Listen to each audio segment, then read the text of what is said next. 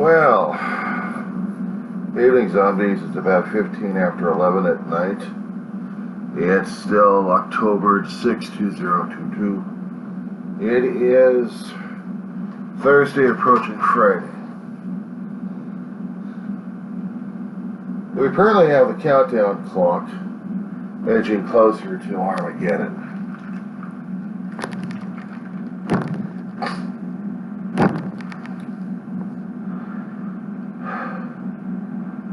Let's talk about this one, shall we?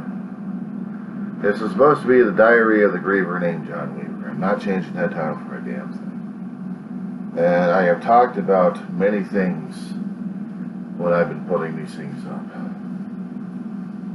I've talked about my life. I've talked about death and grieving and mourning.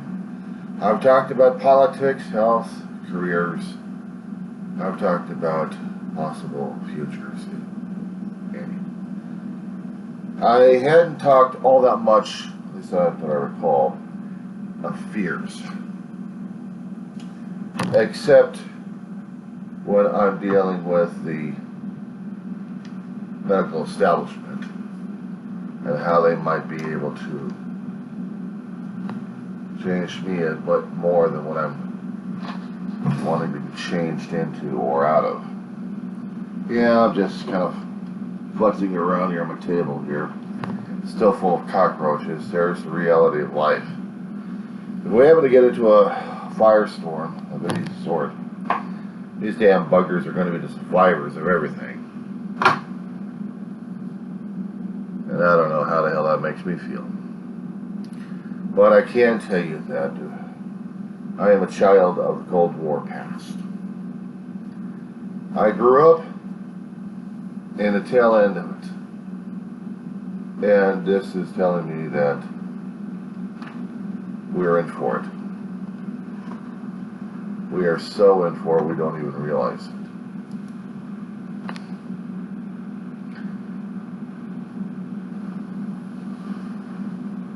In our schools during that time, late 60s and 70s, the Cold War attitude we had was constant fear of the enemy attacking us without warning, without provocation, just for the fun of it, to give us a real bad hair day. Or worse. Or worse. We had to train like crazy in our classrooms of duck and cover. The teacher would yell, "Duck!" We hightailed it underneath the desks, put our hands over our necks, and just close our eyes for a minute or two until the teacher gave us the command to get back up again. And we did that. We did that. It was a monthly thing we had to do. We did a Coldwater Elementary School in North Hollywood. We did it at Canterbury Elementary School in Arleta. They really didn't do much when it came down for high schoolers or the junior high, if I recall, in the LA Unified School District. I'll take you out in a minute, mamas. Get back up. She wants to go out because she needs to go out. Okay, we're gonna put this on pause right now and just let her do what she's got to do. Meanwhile, give me a few moments, please. I'm driving crazy, mamas. There we go. Okay, sorry about that. Getting back inside after dealing with Mama and the bugs, and I still got to deal with the bugs now.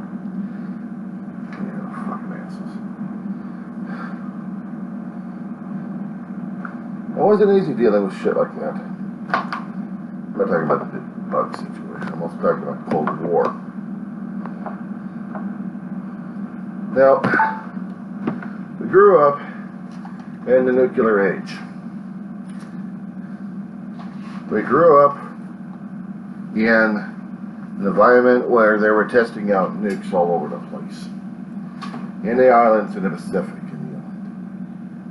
mostly in the Pacific. They've also tested them out on home soils in their own countries. And they've started developing the capability to launch. They want to make sure that the devices themselves were actually working. And when they were, that's when we really had to worry about the nuclear club enlarging. Because we really didn't know how to deal with that one at all. In fact, we still don't. We still don't know how to deal with that one. We still got other countries that we don't want to be developed into a nuclear country, and some we don't want to recognize as a nuclear country, despite the fact they've already tested out their damn weapons already in their own areas. Growing up as a kid, surviving the Cold War all the way through high school. During that time, we actually had President Ronald Reagan coming in office in 1980, dealing with Mikhail Gorbachev of USSR. I forgot who the hell the asshole was for China, though. Well, we were dealing mostly with Russia during that time. And Reagan was trying to pull the tough guy act. Now, we knew that Gorbachev realized his country was falling apart. He realized that. Even with the Soviet Union the way it was running too much of its funding for defense, just like the United States. But its economy sucked. People starved. They weren't paying their soldiers. They weren't paying the military as much. Defections on that one. They really had to call it in for peace. Mikhail loved capitalism. They needed something like that going on in Russia to build up their economy. But they had a hard time trying to build it up when they dissolved the Communist Party and voted in a Russian Federation. Their economy really collapsed. They really hadn't thought about it, planned on it, asked the world leaders about how to take care of it. Well, you can go lay down already. I'm not taking you out again. No. Sorry, I got babysitting duties.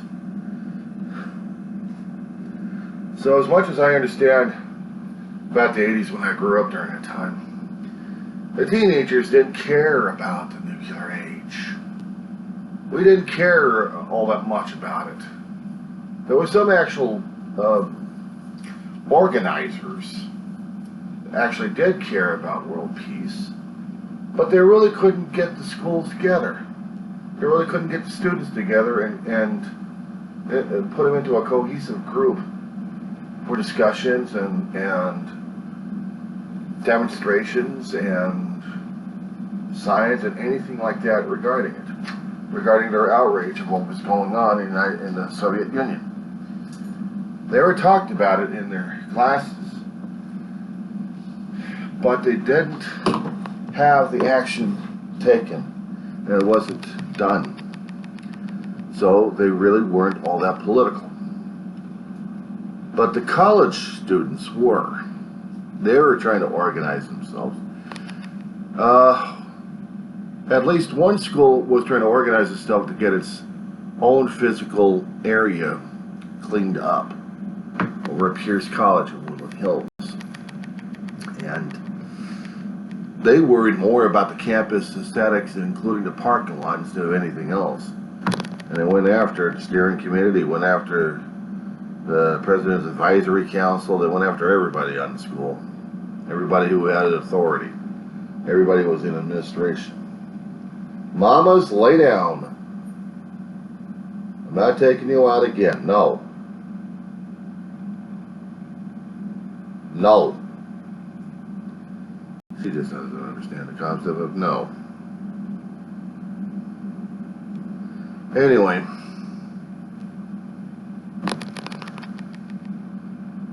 were taught the fear about it as kids. As teenagers, there was nothing much we could do. Communism collapsed. So it was like, big whoop, now what? The adults, on the other hand, were still trying to figure out how to get money for gas, having problems with the employment situation. The food prices were going up, the inflation was skyrocketing, and Reagan was saying that he was not going to do any more taxes, except he did tax. He taxed the lower class again. And the upper class was like, yay, we like Reagan. The lower class is like, you gotta be fucking kidding me. That's how I perceived it during that time. We didn't bother to give Russia all that much, leeway regarding how much of a threat. North Korea wasn't a threat. China sure the hell wasn't a threat, even though they had a hell of a lot more soldiers than we have. Back then and now still. But they're having more and more issues with their capitalism. For a communist country, they like capitalism. Problem is, capitalism works better when you have freedom, when you have liberty, when you have people having the ability to get out and do things. Right now, China is being a pain in the ass, even though they are a trading partner. But they are a pain in the ass, and Russia's even worse.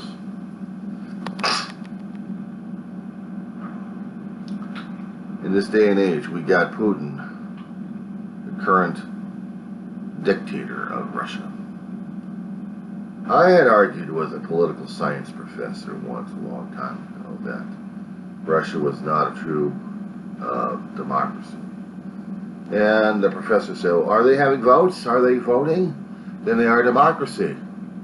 They're a Faux democracy. They have one party, a dictator, and that's it. One ring rules them all. They have a pretense of democracy, but they're not doing it entirely.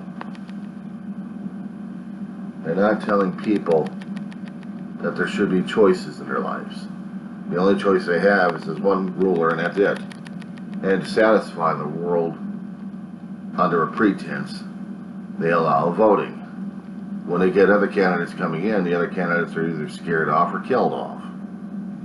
Or slowly killed off, actually.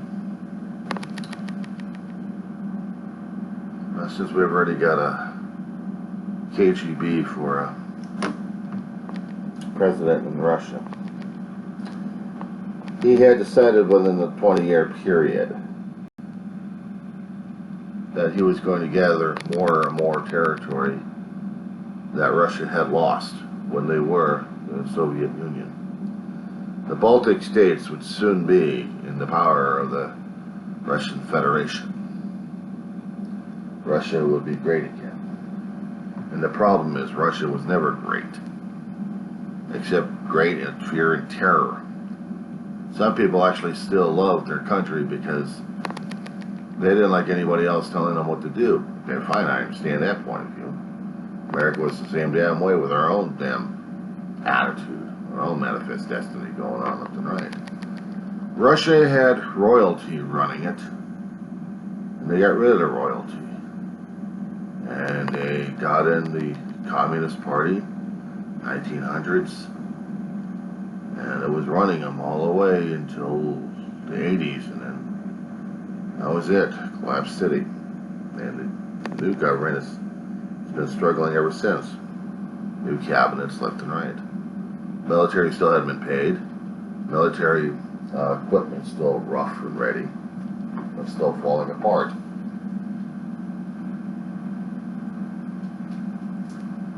Oh gosh, she's a pain in the ass tonight. Hi, dog. Mom, let's go lay down. Go on. You don't need to go out, do you? Oh, she's gonna push this to me. You need to go out again. Give me a minute. Hold on. I've got my own Russian front attacking me. Well, back at it again. Okay. What I was trying to get at is how certain situations would happen where reality has to take front and center. Reality right now is we're dealing with Ukraine war, not going so well with Russia. Russia's making bolsterous claims, trying to vote in part of a Baltic state into its own federation. And the UN's not having it, neither is the Security Council, and Russia doesn't give a shit. They're doing it. Putin wants his union back, as I said before. He's willing to risk war over this. In fact, he is doing the war with Ukraine, which has in doubt got the world's attention and influence. We have mercenaries from all over being trained by Ukraine to fight for them. Volunteers even from our own country, the United States, going over and helping out the war effort. Indirectly getting the United States involved in a shooting war. Besides giving them the guns and military equipment necessary to help for them to stabilize their country and to keep Putin in check. We're going to be getting into more and more of a situation as the years go by because Putin's going to get desperate at this point. Or our own president of the United States, Joe Biden, is giving out a warning to everybody in the world. Russia still has nukes and is not afraid to use them at the last resort. Nuclear power plant out in Ukraine still being targeted and fought over by Ukraine. Still part of the area being annexed by Russia. Russia had sent over people with soldiers with voter forms. Russia was telling people, you got no choice, vote. Okay, we voted no. They didn't get shot, but the tallies were changed to reflect Russia values, and Russia will win, and show the world that Ukraine people in the area wants Russia there. Commanders out there, the Russian commanders, are shaking their heads in disgust of how Putin's ambitions are ruining the country of Russia and Ukraine and everybody else. When Russia starts dealing with China and North Korea for more weaponry, now we know there's a problem. China will be exacting a heavy price on Russia for this one. So are North Korea. They want favors.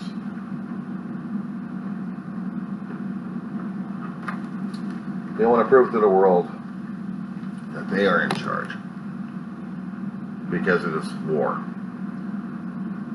North Korea is still starting up more. Actually, it's been continuing its testing of its nukes. One missile fired over Japan scared the hell out of the nation.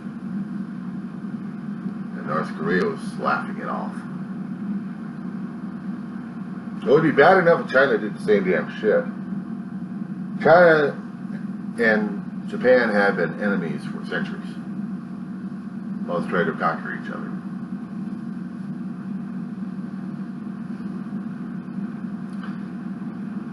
What's going to happen is we're going to be getting into a full scale. We're going to be getting into it. Even a limited would scare the hell out of us.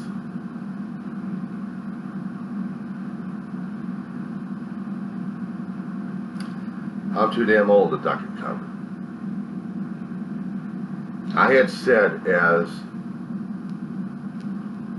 something comedic but serious that if we're going to be getting into a nuke fight, and Edwards is going to be one of those places that's going to be taken out by a blast wave.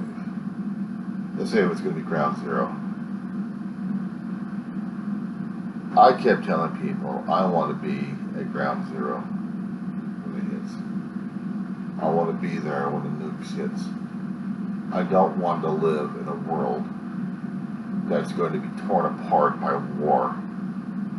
I don't want to be one of the radioactive mutants out there, barely surviving. When we had nuclear testing, some people actually did get radiation poisoning from it. A lot of people in Japan did. There hadn't been a war since. There hadn't been any actions where we have launched even a limited nuclear strike on ourselves or actually on any other country. And we've been holding on to that fear for decades now. Even past the time when Russia has already threatened us with a hell of a lot of missiles, and we did the same thing to them. We had to have the START treaty. Actually, the SART treaty, but they called it START. Strategic Armed Nuclear Reduction. Something like that. But we had to have more strategic arm limitations talks. SALT 1 and SALT 2. We had that. We had that with Russia. We had that with China. We didn't want another nuke fight. Bad enough we developed the damn things in the first place. Germany was going to be doing it as well. Germany was well into their stages, but we beat them to it. And it scared the hell out of the world of what nuclear power is. And we've been dealing with the consequences of it ever since. Sure, we have advances in our sciences, but we've unleashed the terror along with it that will be the downfall of humanity if we're not careful, or a participation, a participant of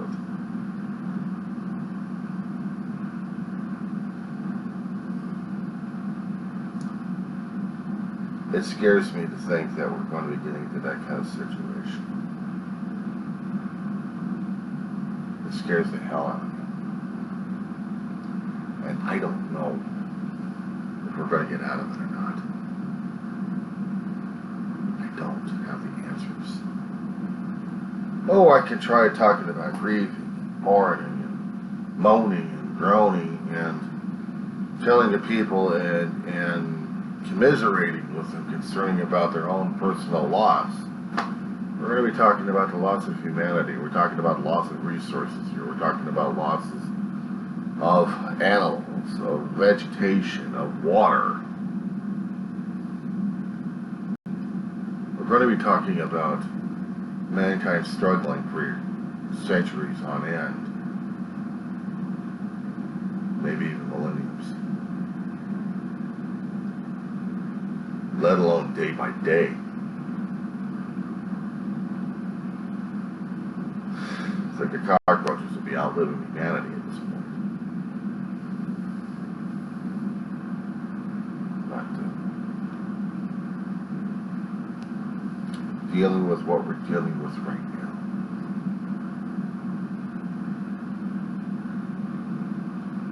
Would Putin have the provocation to fire a missile at the United States? Would he actually have the right? Would he actually have the provocation necessary to do so? If he's doing a warning shot on us, we think he'd be crazy now. We think Anybody else with the nuclear weapons or wanting the capability is crazy enough. We've been fighting Iran left and right about them having nuclear power because it leads to having weapons. And we didn't want the Iranian regime having it, or any other terrorist groups or countries we considered as terrorist groups,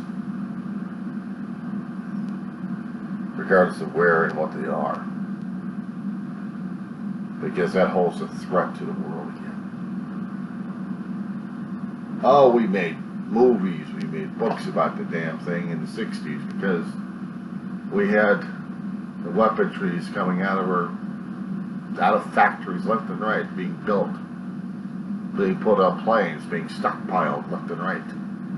We're still trying to get rid of the damn stockpiles. You know what gets to me is where we're putting all that damn nuclear waste at. And after we got it taken care of, then what? We've got other states in the Union wanting nuclear power, or at least a few governors here and there are expressing about it. And I keep thinking, schmucks, where are you going to put the waste at? Where are you going to be putting the waste at? And how far is it going to be contaminating to where it's going to be endangering life all around it?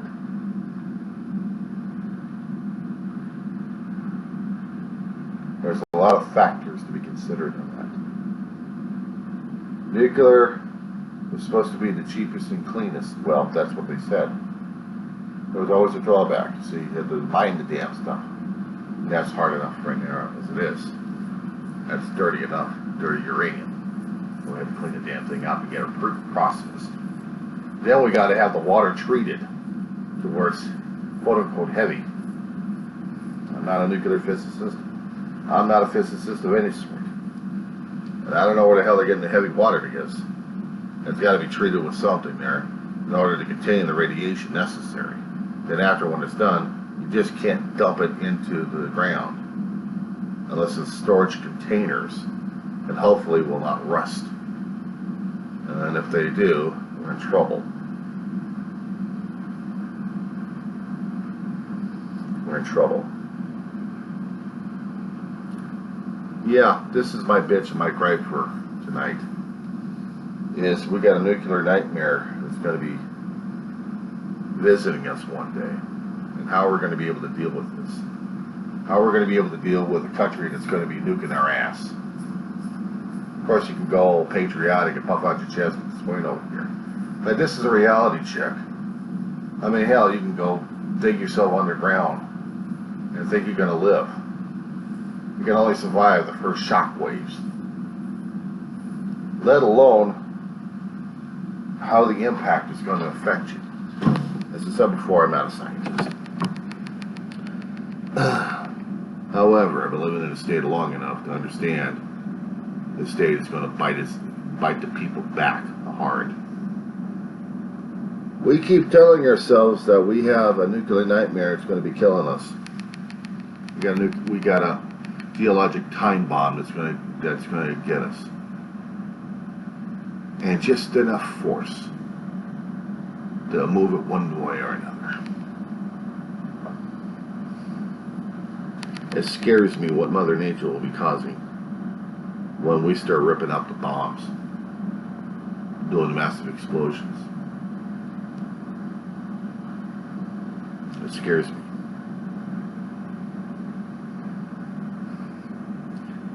Out here in the Antelope Valley, we have two major fault zones: the Garlock.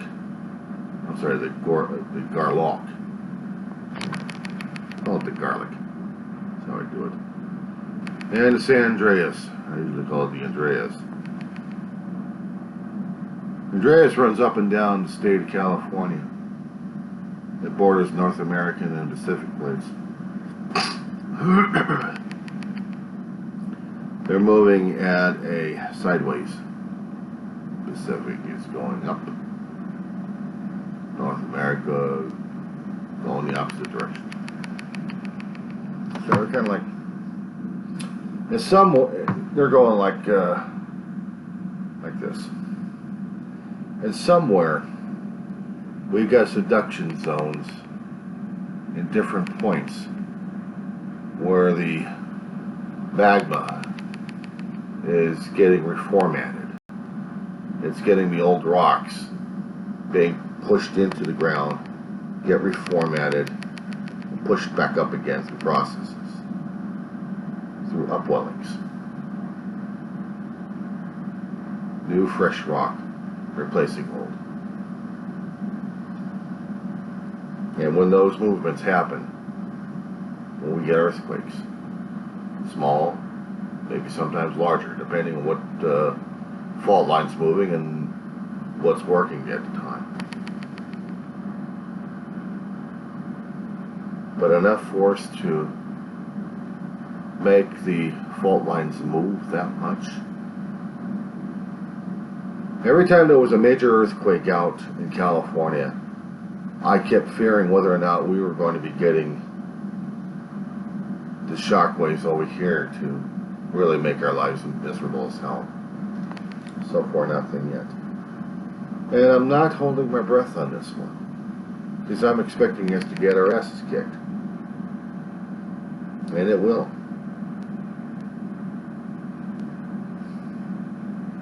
I haven't enjoyed saying something about this, because after hearing what Biden was talking about and what the political pundits are going over right now, I'm wondering just how much my tomorrow is going to be changing. Is it going to be the same thing, or am I going to be expecting Putin to make his move on us? Then what are we doing? And I don't have the fucking time.